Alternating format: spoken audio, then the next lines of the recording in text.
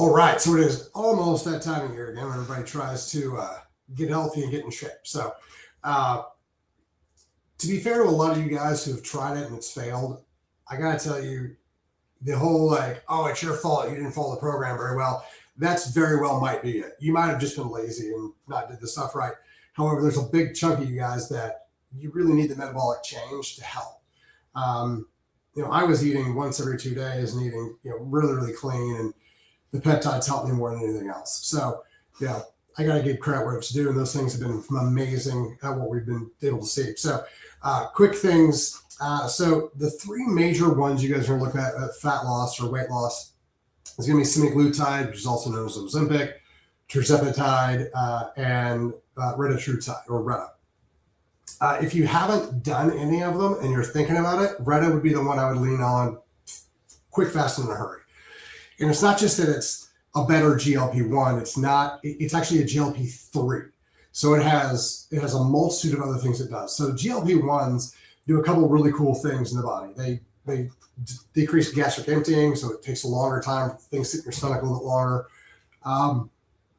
They kind of block the absorption of some sugars, and it changes the way that your body utilizes those sugars and everything else. And so your body starts using fat as a fuel source at a much higher rate, which is great. The problem with them is that they're kind of clunky.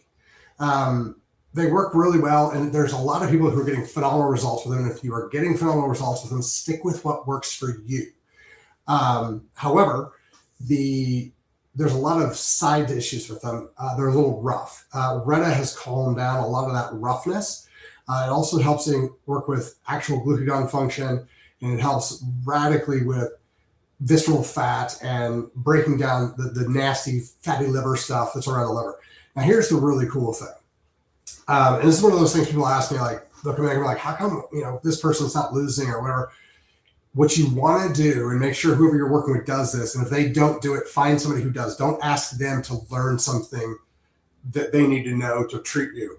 When you start working with somebody and they pull your blood, if they don't pull fasting insulin, find somebody who does, because there's a lot of stuff that works with fasting insulin, such as being like, oh, you've never pulled it, we'll go ahead and pull it. Now, here's the deal. So fasting insulin is going to give you a very good indication of insulin resistance. Now, what we've seen time and time again is that insulin resistance is directly coupled with diabetic function, so diabetes. So you get everything's cool, insulin resistance, diabetes. That's kind of how it goes. So if you get your fasting insulin pulled and you're really high, oftentimes what will happen is, like, especially with the Reta, not every time, but lots of times, is that your body will start fixing the insulin resistance. And let's say your insulin is 30, and it drops it down to 22, and then 17, and then 10, and then bang, all this fat loss happens. So in that case, I need you to kind of understand the fat loss that you want is great, and you should get it, and it'll make you healthier. However, the number one thing you should be concerned about is getting that fasting insulin levels down, because insulin resistance, just Google insulin resistance and then anything else you want: heart attack, stroke, dementia, Alzheimer's, joint pain, fatigue, low sex drive, like anything you want to be like, oh, that's part of it. So you want to get that stuff knocked out first. And so if you're wondering, why am I not losing? Why is my body not working the way it's supposed to? That's a really key indicator on how your metabolic function is going on. So keep that in mind. So what we've seen a lot of times with semaglutide and tirzepatide is that when you're losing weight, you're also losing a decent amount of muscle tissue. There's a lot less muscle tissue lost with Reta, but there's still some muscle tissue lost, especially if you're using it right. So when I say using it right, you want to make sure that you're dosing it properly. And so when you're looking at, and this kind of goes with all of them, but it's easier to do with Reta. What you're looking for is obviously result, right? So, and I don't like to use the term side effect. So a side effect by definition is anything you don't want to happen that also happens. So for instance, if you take cough medicine for your cough and it makes you drowsy, drowsy is a side effect. If you take it because you want to get drowsy, go to sleep, and it decreases your cough, the cough is technically the side effect because it's not what you were taking it for. So if you start taking any of these things and you start noticing that the food noise calms down, great, that's fantastic. I usually don't count that as an effect to decrease dose on. Whenever you start recognizing that you're not hungry at all, that can be somewhat problematic. So recognize that, and that's a great place to be like, hey, I've got plenty. If you're like, this is a thing with Retta, if your skin starts tingling, and I get it, you're like, what do you mean tingling? The best way for me to describe it, if you're a guy, is if you just shave your back of your chest and you put a shirt on for the first time, that weird, like, oh, that feels awkward. That's kind of what it feels like. It's not really that bad. And if you decrease your dose or you stop, that stuff goes away. It's not that bad. So just kind of tone it back and you'll be good. The thing is that once you start getting any of those things, a slight bit of nausea or any of that type of thing, you don't need any more. So this is where things start to get kind of sideways, is, with all this stuff. So we go to the whole deal. If you start noticing, oh, I'm nauseous, or I've eaten something and it feels like it just sits in my stomach for hours, trust me, it's not worth the fat loss. Back up a little bit or discontinue it, because some of that stuff ends up going from irritating to serious pretty quickly. The other thing is that, remember, your body's now using chemistry. It might not have been used for a long time. So if your body doesn't, if you hold fat really easily, but you don't burn it very well, one of the things you're going to look at is that your body hasn't been using bile very much. And bile is the hormone, the chemical that we actually use to break down fat.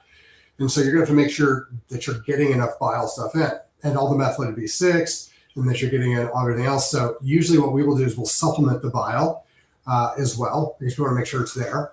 And then we do a really good job of increasing methylated B6 and stuff like that to help flush everything out. Now, this is also where we start talking about gallstone issues and gallbladder problems and cholecystitis and all that type of stuff as well. So if you guys are monitoring that and you're getting those nutrients in to offset that possible problem that you didn't know you had before you have it, it can be significantly better for your health. And it's just a great idea to recognize what's going on. Now, the other thing is that the bigger thing that we got to worry about is muscle tissue loss. Your metabolic function lives in your metabolism. I'm sorry, your metabolism lives in your muscle tissue. So you're going to want to make sure that your anabolics are somewhere in that mix thought of. So I like to make sure everybody's testosterone levels are where it's supposed to be primarily. And if we want something a little bit else on top of that, you can also use any of the growth hormone adjuncts. We'll talk about those later. CJC 1295, tesamorelin, sermorelin, ipamorelin, pick your blend, whatever you want to do. The reason for this is because you have to constantly tell your body, hey, we do actually need that muscle tissue. Don't get rid of all of it. Exercise is a big piece of this as well. The biggest thing I want people to recognize with peptides is that they help you do the work. And so if you can just get some type of exercise movement going, if you can just get some type of decent dietary change going, it'll serve you really, really well in the long run. Because even if you're going to stay on some of this stuff for a long time, and there's indications now that some people probably should, you're going to want to make sure that you do the dietary and the exercise work on the other side, just to make sure everything's where it's supposed to be. The other thing that we've noticed, I've had a lot of guys do this, is they're like, I just need to lose 20 pounds. And I guess the thought's in their head that if they just lose 20 pounds, they'll be jacked as soon as they lose the 20 pounds. But then they start to realize, oh, I haven't built the muscle, so it's not there. And so that is one of the other things you guys are going to have to recognize. We've had a lot of women who either weren't working out enough or whatever, and they literally lost their ass. As they lost all the weight, they lost it in their breast, and they lost it in their butt. So, keep working out, watch those sort of things. I like to use DEXA scans or human pods to manage it all through. Like, okay, is the visceral fat coming down? Good. Is the adipose tissue or the normal fat coming down? Good. Is the muscle tissue staying the same or coming up? Perfect. Because if you start seeing muscle tissue trail off, you're like, we got to do something immediately. We got to do, again, androgens, so your testosterone or your growth hormones, change your workout, add in more amino acids, like that type of thing, so that your body has the fuel source it needs to run on.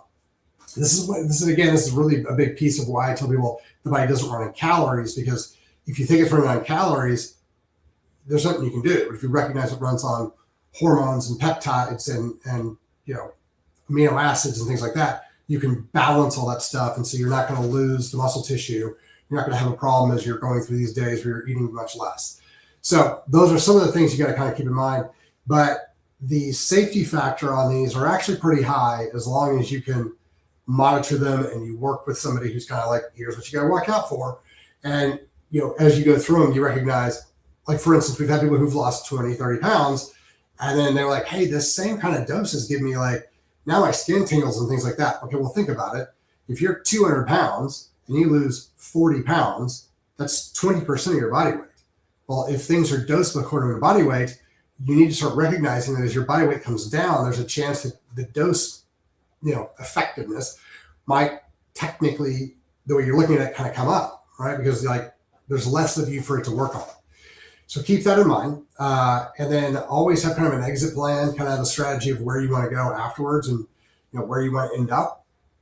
But they're really great tools. Like again, like I said, if semaglutide's working for you, great. If tirzepatide's working for you, great. Stick with what's working for you. Check your fasting insulin. Check your A1C. Make sure those things are where they're supposed to be, because that's really, really important. These things can make you substantially healthier, or they can kind of mess you up. If you haven't tried anything yet, though, I would highly encourage you to look at retatrutide. Red is great. The phase 3 trials on it were amazing.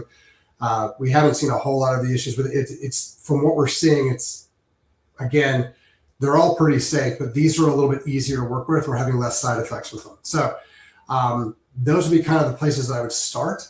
If you guys have extra questions, then we can go through those. I can walk you through all the chemistry of the CMPK and how it all works through and how awesome it is, and the things we pair with it. Like we got a new one in called Triple Helix, which is amazing. It's MOTC, NAD, and 1,5-MAQ, which basically that last one tells your body that it doesn't need to store fat anymore and it can use it for fuel.